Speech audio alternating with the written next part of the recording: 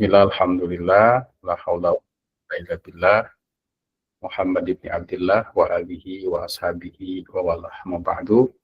Puji dan syukur, marilah kita panjatkan kehadirat Allah Subhanahu wa Ta'ala. Salawat teriring salam, semoga tercurah limpahkan pada junjungan kita Nabi besar Muhammad Sallallahu Alaihi Wasallam. Apa kabar semuanya ya? Mudah-mudahan dalam keadaan sehat walafiat ya, berada dalam keberkahan dan ridho Allah Subhanahu wa Ta'ala. Kita awali perkuliahan kita dengan sama-sama membaca basmalah, dan mohon maaf sebelumnya tadi saya membagikan link di Zoom, ternyata rekan-rekan yang lain, sehingga dalam satu aplikasi itu tidak memungkinkan untuk dipakai dua link yang bersamaan, sehingga saya menggunakan Google Meet ya. Mudah-mudahan bisa berjalan dengan baik. Nah, selanjutnya kita lihat dulu kelas kita ya. Di kelas kita untuk mata kuliah metodologi studi Islam, kita sudah memasuki ini ya, pertemuan ke-12 hari ini. Nah, silahkan teman-teman semua untuk mengklik kehadiran ya, kehadiran kelas ini. Karena kehadiran ini dipengaruh ya terhadap nilai akhir. Jadi silahkan untuk mengklik kehadiran. Alhamdulillah di sini sudah banyak yang mengklik kehadiran. Pada sebelumnya kita membahas tentang aspek filsafat ya. Sebelumnya juga kita membahas aspek politik. Pada kesempatan ini ya, kita bisa membahas tentang mistisisme, aspek mistisisme dalam Islam, atau juga mungkin ada rekan-rekan yang presentasi pada hari ini terkait dengan materi-materi yang akan dipresentasikan. Ada nggak yang mempresentasikan untuk materi hari ini? Tidak ada. Ada ketua kelasnya? Siapa ketua kelasnya? Saya, Pak. Oh ya, Hasanah. Ada nggak yang hari ini yang presentasi? Sebenarnya ini kayaknya orangnya ada, Pak. Ada. Ayo silahkan dimulai saja. Kita diskusi bersama. Ya. Bahas tentang apa? View, kemudian siapa lagi? Kemudian ada ini Rizky nggak ada. Nggak ada. View sama Muhammad Makmul dan kawan-kawannya. Ya, yang disebut itu ada nggak kira-kira hari ini? View ada. CPU ada, Pak. Ya, mana View udah siap untuk presentasi?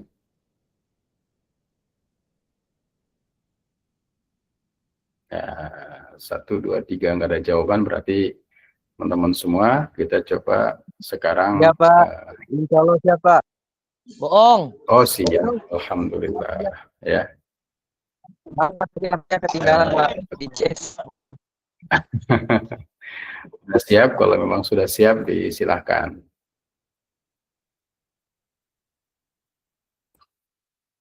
Ya, caranya klik ya tanda panah ke atas untuk mempresentasikan file yang akan dipresentasikan itu. Silahkan.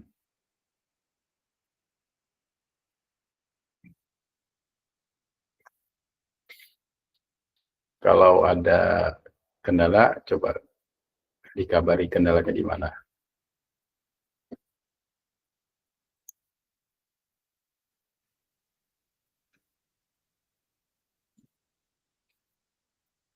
Ya, gimana View? Ada kendala?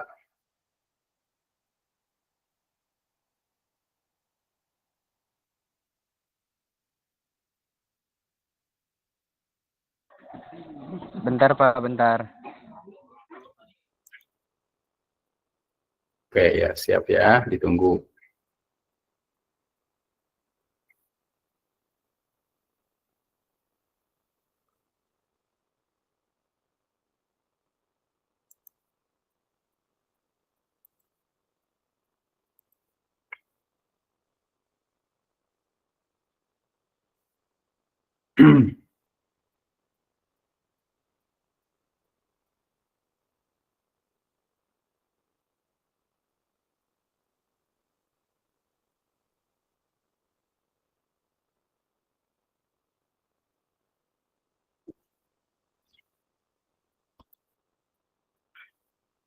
Sambil menunggu view ya.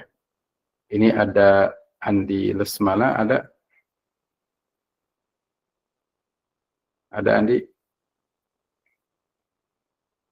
Hilang ya. Ada kemudian Ernawati, ada Ernawati? Ya, lemes sekali nih. Ernawati, kamu sudah belajar kemarin tentang filsafat? Iya, sudah, Pak. Tentang aspek filsafat dalam Islam? Sudah, Pak, materi kemarin. Sudah dipelajari? Bisa jelaskan nggak? Apa itu filsafat dalam? Kalau Sambil nunggu view nih. Erna, filsafat itu Gimana? adalah pemikiran. Kalau pendapat Erna yang telah dipelajari, filsafat itu adalah pemikiran daripada tokoh-tokoh terdahulu, mulai dari pemikiran tentang dari panca indera, terus akal, atau melalui wahyu Tuhan dan lain sebagainya, Pak. Ya. Nah, kemudian filsafat itu adalah sebuah ilmu berpikir. Ya, ilmu berpikir. Berpikir itu apa kira-kira berpikir itu? Ada yang tahu nggak apa itu berpikir? Ya, jadi filsafat itu ilmu berpikir. Berpikir sampai memuaskan akal. Nah, itu filsafat. Nah, kalau begitu apa itu berpikir? Hasana ada, Hasana. Hasana pernah berpikir nggak, Hasana? Berpikir dong Pak, kalau nggak berpikir nanti. Nah, Iya. jadi saya kayak gini Pak. Kan Bapak tadi bertanya apa sih itu berpikir. Nah, jadi berpikir itu adalah tentang kita menganalisis, kemudian menyimpulkan, memecahkan masalah, atau memproses suatu informasi gitu Pak. Yang mana secara sederhananya itu berpikir itu adalah cara kita memahami dunia di sekitar kita ya Pak. Kayak menghubungkan titik dari sana ke contoh nih, titik informasi di sana kayak gitu, sedangkan di sini kayak gini. Pasti kan kita pikirin ulang, oh jadi kesimpulannya ke sini. Kalau menurut saya itu seperti itu Pak, itu berpikir. Kesimpulan itu tidak salah ya. Tapi kalau kita belajar tentang filsafat, maka pemahaman filsafat itu biasanya dengan kata-kata yang sederhana. Apa itu berpikir? Nah, itu ya. Itu pertanyaan menarik. Jadi kemudian filsafat itu menjawab, berpikir itu mencari kebenaran. Itu pertanyaan filsafat, apa itu berpikir? Berpikir itu mencari sebuah kebenaran. Kemudian filsafat bertanya lagi, apa itu kebenaran? Gitu kan. Apa itu kebenaran? Ya. Jadi berfilsafat adalah berpikir. Berpikir adalah mencari kebenaran.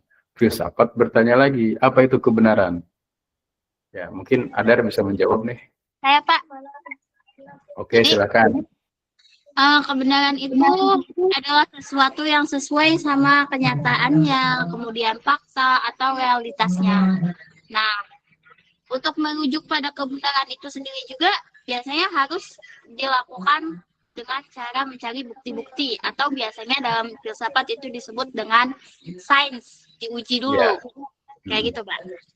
Ya, oke, itu jawaban yang bagus. Ya, tidak salah. Tapi kadang-kadang filsafat itu mencoba mencari dengan bahasa yang sederhana. Apa itu kebenaran?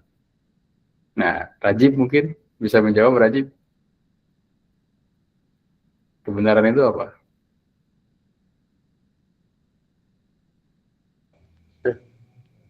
Sesuatu yang mutlak, Pak. Ya, mutlak. Nah, kemudian filsafat ketika bertanya tentang apa itu kebenaran, Maka dia menjawab, kebenaran itu adalah pengetahuan tanpa ragu. Ya. Nah, kemudian ada rumus filsafat itu, cogito erga sum. Jadi kalau kamu ingin tahu, maka ragukan segala sesuatu itu. Kalau kita ingin mengetahui tentang Tuhan, ragukan Tuhan. Ya. Tapi bukan dimaknai meragukan saja. Tapi dibarengi dengan usaha untuk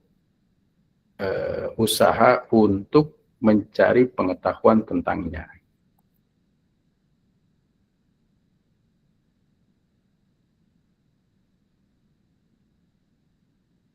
Dengan ilmu pengetahuan tentangnya. Nah, jadi orang-orang dulu itu, orang-orang yang terjun dalam filsafat itu menganggap sesuatu itu ragu karena dia ingin mencari. Maka kemudian dalam sejarah, ya, filsafat itu disebut sebagai inti atau bapaknya ilmu. Nah, maka kemudian penting nanti kita mempelajari tentang filsafat ilmu, menganalisis bangunan ilmu. Di situ ada namanya ontologi, epistemologi, dan aksiologi. Ketika sebuah ilmu sudah bisa menjawab tentang apa, ketika sebuah ilmu sudah menjawab mengapa, ketika sebuah ilmu sudah bisa menjawab untuk apa, ontologi, epistemologi, dan aksiologi, maka kemudian itu sudah berdiri sendiri. Nah, karena itu kemudian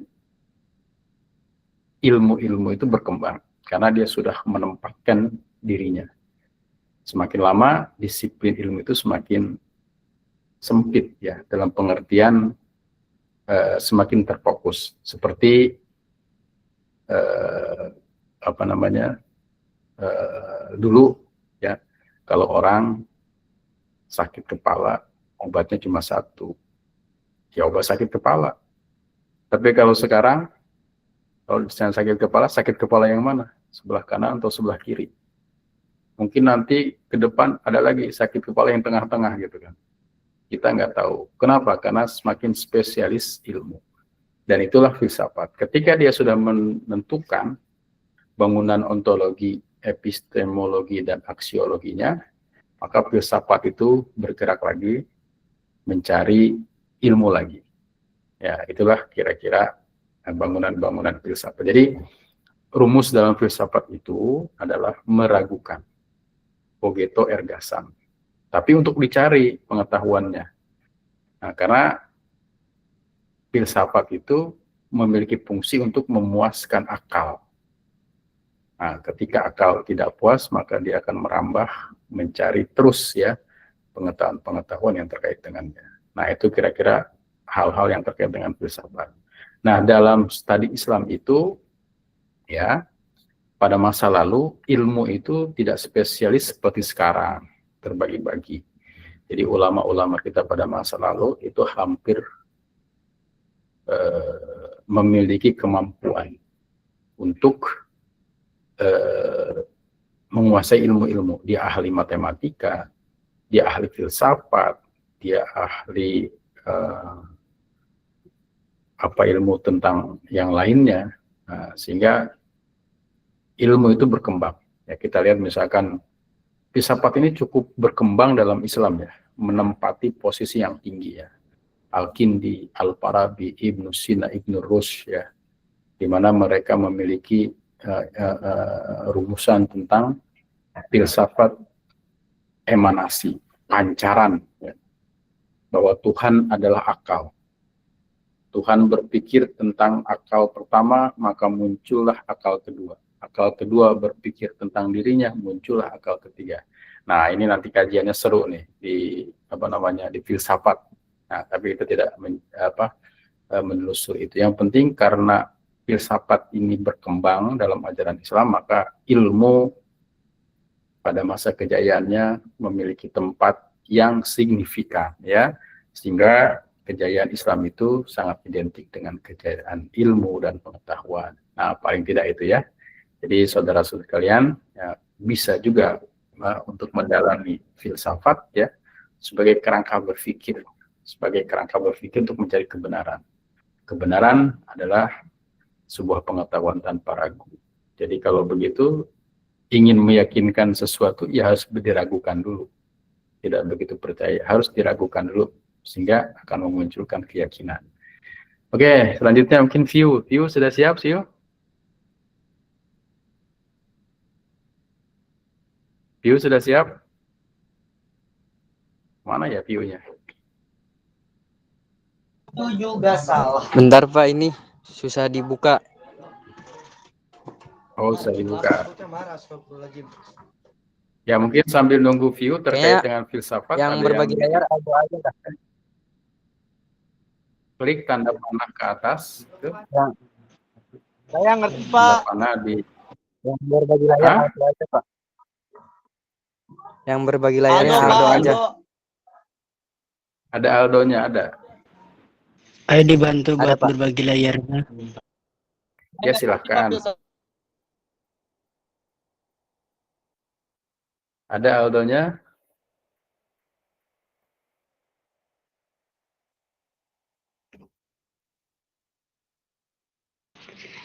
Masya Allah. Gimana? Ada kendala? Kalau tidak, kita lanjutkan ke materi selanjutnya nih. Ayo Tentang dibantu bisnis. buat Kalau ada yang membantu, silahkan. Boleh kirim filenya, kemudian buka. Kirim aja filenya ke grup, yuk. Dari bantu yang lain. Gimana ya caranya? Oke, kita kalau dilihat dari pertemuan, sekarang ini pertemuan ke-12. Ya maksimal kita 2 atau 3 pertemuan lagi. Ya, kemarin sudah ada beberapa yang... Udah itu Jip. Sudah? Sudah bisa?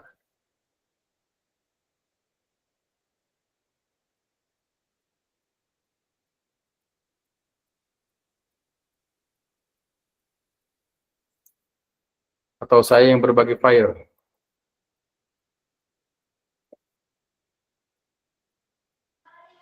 Ra, buka file, Ra.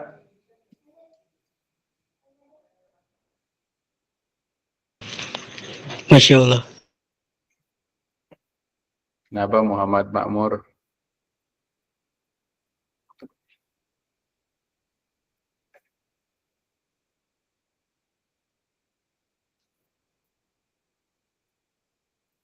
Bisa gak Pio? Oke, kita lanjutkan lagi ya. Nanti View kalau sudah siap bersuara ya. Untuk bisa menampilkan file.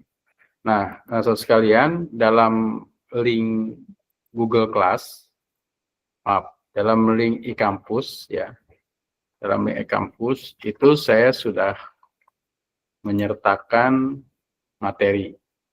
Ya, di situ ada 2 materi yang saya ambil dari jurnal terkait dengan mistisisme dalam Islam. Ya. Mistisisme itu apa? Nah, itu ya, itu yang pertanyaan penting. Atau apa itu mistisisme? Ya, coba kita lihat dalam naskah akademik itu, dalam materi kita yang terkait dengan mistisisme. Ya, setiap kita umat beragama itu percaya terhadap sesuatu yang gaib. Percaya terhadap sesuatu yang gaib itu adalah inti dari ajaran agama. Agama apapun pasti meyakini terhadap Tuhan. Walaupun kemudian istilahnya adalah beragam ya. Istilahnya itu adalah beragam. Dalam ajaran agama Islam kita mengenal istilah Allah, ya Allah, dan alam agama yang lain pun mengistilahkan dengan istilah yang berbeda. Nah, kalau kita pikir bahwa dalam ajaran Islam itu adalah sebagai sebuah ajaran monoteisme mutlak, ya. Apa itu monoteisme mutlak? Ajaran yang meyakini terhadap satu Tuhan. Satu Tuhan. Jadi tidak ada Tuhan itu 2, 3, atau lebih. Seperti paham animisme atau dinamisme atau paham-paham yang lain. Karena dalam ajaran Islam itu disebutkan dalam Al-Quran, laukana alihata la fasadata. Seandainya di muka bumi ini ada 2 Tuhan, pasti akan binasa. Bumi ini akan hancur. Ya. Makanya dalam Islam itu tauhid adalah fondasi utama. Akidah adalah fondasi utama. Nah, kemudian apa itu kaitan dengan mistisisme? Nah, mistisisme ini adalah sebuah keyakinan yang kuat terhadap sesuatu yang gaib. Dan sesuatu yang gaib ini memiliki kemampuan untuk melakukan apapun yang diinginkannya. Ya, seperti misalkan ketika kita menginginkan sesuatu itu terjadi, maka itu bisa dilakukan dengan doa. Dan itu harus kita yakini. Ya. Misalkan ketika dalam ajaran Islam itu, bagaimana cara kita untuk mendekatkan diri sedekat-dekatnya dengan Tuhan, dengan Allah Subhanahu wa Ta'ala. Maka cara untuk mendekatkan sedekat-dekatnya dengan Tuhan itu ada ilmunya, ada caranya, ya. Dan ketika kita mendekatkan diri sedekat-dekatnya dengan Tuhan, maka kita meyakini juga bahwa Tuhan pun dekat dengan kita. Ini disebutkan dalam Al-Quran, wa idza sa'alaka ibadi anni fa inni qaribun, gitu ya. Ketika hambaku bertanya kepadaku tentang aku, fa inni qaribun, katakanlah, maka sesungguhnya aku itu dekat. Ujibu da'watad da'i idza da'ani. Aku akan menjawab permohonan orang-orang yang berdoa kepadaku kalau dia berdoa atau memohon kepadaku. Nah, terkait dengan mistisisme itu adalah memiliki sebuah kepercayaan bahwa sesuatu itu bisa terjadi dengan kehendak Tuhan. Ya. Nah, sesuatu itu bisa terjadi dengan kehendak Tuhan. Nah, kemudian selanjutnya juga kita bisa melihat bahwa mistisisme itu kalau kita pahami secara etimologi, secara bahasa, ya, kata mistik itu adalah artinya gaib, ya. Gaib itu tidak terlihat. Gaib itu tidak tampak. Kenapa gaib itu tidak terlihat? Tidak terlihatnya karena Allah sudah menciptakan mata ini dengan kadarnya. Ya. Dia bisa melihat karena benda memantulkan cahaya. Ketika benda itu tidak bercahaya, maka tidak bisa kita lihat. Ataupun sebaliknya, mata kita tidak bisa melihat kalau benda itu terlalu terang. Ya. Kalau benda itu terlalu terang, kita juga tidak melihat. Maka melihatnya manusia, mendengarnya manusia, itu sudah ditentukan kadarnya, ya, oleh Allah Subhanahu wa Ta'ala. Kalau memang tidak begitu, ya bahaya. Kenapa? Karena seandainya Allah menciptakan mata kita untuk bisa melihat bakteri, virus yang kecil gitu ya, ya kita akan susah hidup. Kenapa? Kalau kita mau makan apapun akan terlihat kuman-kuman yang ada di situ, sehingga kita tidak jadi memakannya. Maka itu adalah sebuah keistimewaan yang diberikan oleh Allah Subhanahu wa Ta'ala. Nah, kemudian dalam Kamus Bahasa Indonesia, mistik itu adalah hal-hal gaib yang tidak terjangkau dengan akal manusia biasa. Dan kemudian kata mistis itu berarti sifat mistik. Jadi kata mistis berarti sifat mistik. Seperti ia tertarik untuk mempelajari hal-hal yang mistik.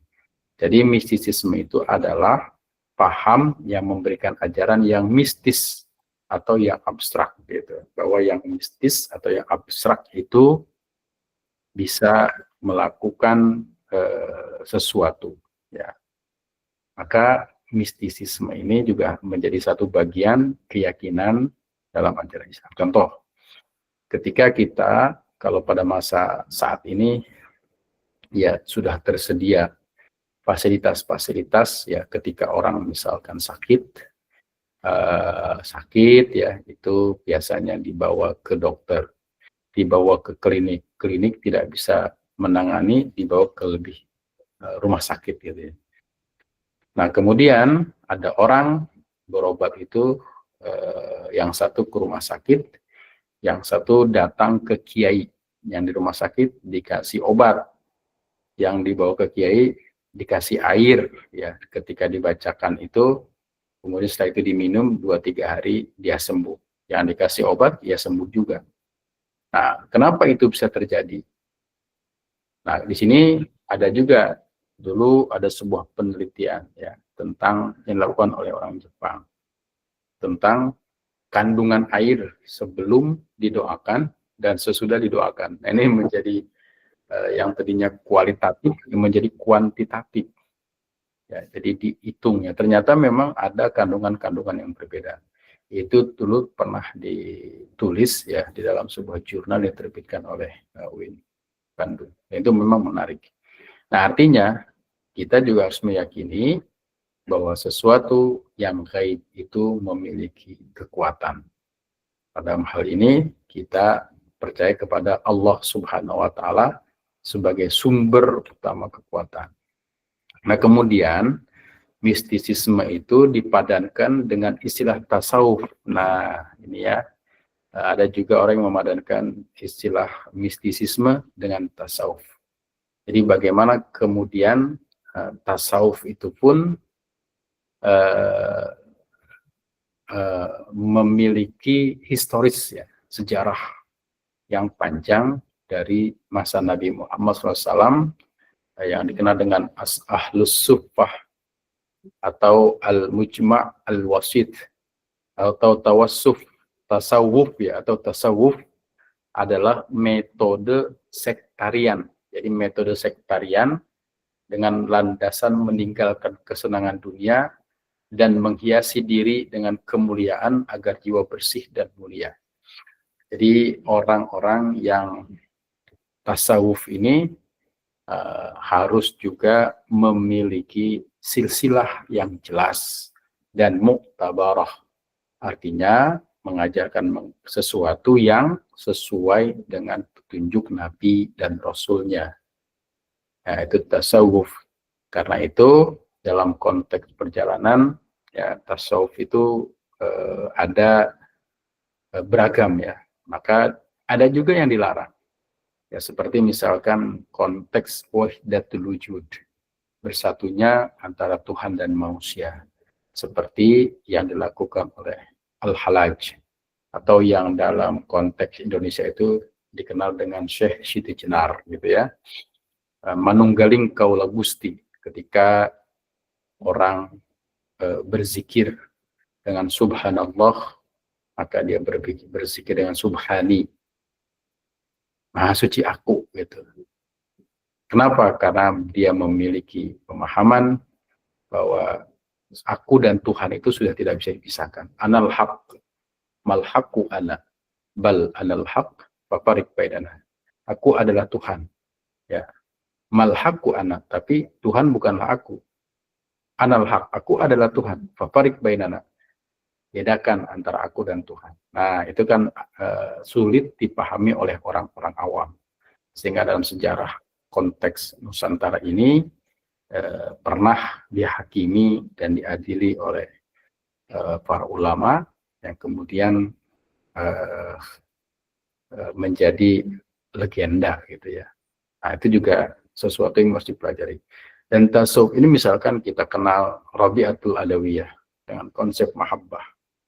Bagaimana seorang Rabi'atul Adawiyah ini ya memiliki konsep tasawuf, cintanya dengan Allah ya melebihi cinta segala-galanya. Ya, apa yang dikatakan oleh Rabi'atul Adawiyah, ya habibal qalbi mali siwaka qad abal qalba ayuhibbas siwaka ya rojai ya rohati farhamil yauma mujdiban qad atakan. Jadi jiwanya sudah dekat sekali dengan Tuhan. Tuhan adalah kekasihnya. Tuhan adalah harapannya.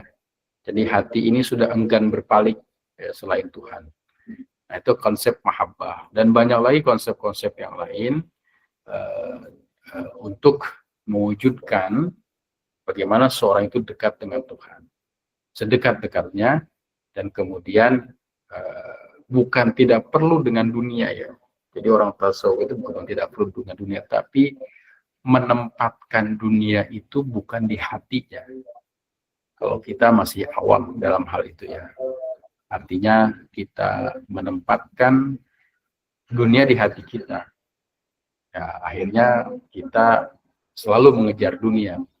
Dan kita ketika mengejar dunia, maka semakin dikejar, ya dunia itu akan semakin kurang, dan terus semakin kurang. Orang yang mistisisme, orang yang sufi, kalau di sini dipadankan dengan orang yang sufi, itu adalah mereka yang sudah bisa melepas dunia. Hidupnya hanyalah untuk bagaimana memberikan diri kepada Allah Subhanahu wa Ta'ala. Nah, kemudian orang-orang yang seperti ini, ketika dia ingin jauh dari dunia, malah dikejar oleh dunia ya. Jadi orang-orang yang sufi saat ini itu orang yang tidak butuh dengan dunia, tapi sebenarnya dia malah dikejar oleh dunia. Artinya bukan miskin, tapi malah mewah kehidupannya. Walaupun dia tidak menginginkan, tapi itu memang tetap terjadi. Nah kemudian Al-Jurjani menjelaskan bahwa tasawuf ini dalam konteks Indonesia ya, tasawuf itu dipadankan dengan makna mistisisme. Ya, memiliki beberapa makna. Yang pertama adalah bahwa tasawuf adalah keadaan dengan mengambil adab-adab syar'i secara zahir, maka hukumnya dipandang dari zahir dalam batin. Dan secara batin, maka hukumnya dipandang dari batin dalam batin. Maka orang beradab mendapatkan kesempurnaan dari dua hukum tersebut. Ya, dari dua hukum tersebut. Kemudian mazhab yang memiliki kedudukan tinggi yang tidak tercampur dengan gurauan. Ya. Kemudian yang selanjutnya menjernihkan hati serta menjauhi sifat materialistis, menghilangkan sifat manusia. Jadi kita ini hubud dunia itu harus dihilangkan. Kemudian menjauh sifat egoisme, sifat ingin menang sendiri. Kemudian menghilangkan sifat keterikatan dengan ruh, ya jin atau setan. Menghubungkan diri dengan ilmu hakikat, mempergunakan yang bermanfaat untuk akhirat, dan menasehati semua umat beribadah kepada Allah SWT sesuai dengan pemahaman ilmu hakikat dan mengikuti jejak Rasulullah SAW dalam syariat. Jadi orang-orang yang tasawuf itu hatinya sudah berusaha untuk menjernihkan. Ya, kemudian yang keempat itu meninggalkan ikhtiar. Jadi dunia itu bukan tujuan. Ya, orientasi orang tasawuf itu tidak menjadikan dunia sebagai tujuan. Kalau dunia, maka tadi saya sampaikan jangan tempatkan dunia di hati itu tasawuf. Ya. Jadi di luar, akhiratlah yang tempatkan di hati. Yang selanjutnya adalah bersungguh-sungguh dan mencintai Allah, menjaga indera dari pengaruh nafsu, ya, menjaga indera, menjaga pemandangan. Ya. Karena orang-orang yang tasawuf itu semakin dekat dengan Allah, semakin menjaga pandangan. Nah, orang-orang yang ahli tasawuf itu berpandangan bahwa ilmu itu adalah cahaya. Al ilmu nurun, wa nurullah la yuhdadil asi. Dan ilmunya Allah itu tidak akan diberikan petunjuk kepada orang-orang yang maksiat. Maka jiwa-jiwa kita ini rentan untuk berbuat maksiat. Maka orang yang tasawuf itu menjaga a'dha'ul jawarih, anggota panca indera ini dari berbuat yang tidak baik. Nah, kemudian berpaling dari hawa nafsu, kemudian menjernihkan muamalah kepada Allah yang asalnya adalah berpaling dari dunia, sabar dalam ketaatan dan larangan, pengabdian mulia dan meningkatkan kesusahan, mengambil hakikat dan perkataan yang penuh makna dan berputus asa terhadap genggaman manusia. Nah, itu kaitannya hal-hal yang memang harus dilakukan. Nah, kemudian dalam konteks keindonesiaan memang kita ya harus betul-betul memahami ketika tasawuf itu harus punya guru, punya mursyid, punya petunjuk, orang-orang yang memberi petunjuk kepada kita. Nah, jangan sampai terputus, ini yang penting ya. Harus berilmu. Nah, jadi itulah makna tasawuf yang perlu kita pahami. Selebihnya saya berharap teman-teman semua ya untuk bisa memahami teks atau naskah yang ada dalam kampus itu. Kalau ada yang ya mungkin itu dulu ya, saya tidak akan mendetail secara jauh karena memang ada dalam naskah akademik yang saya sampaikan di kelas. Nah, tadi Tio masih berkutat, tidak ada suaranya, masih udah siap belum?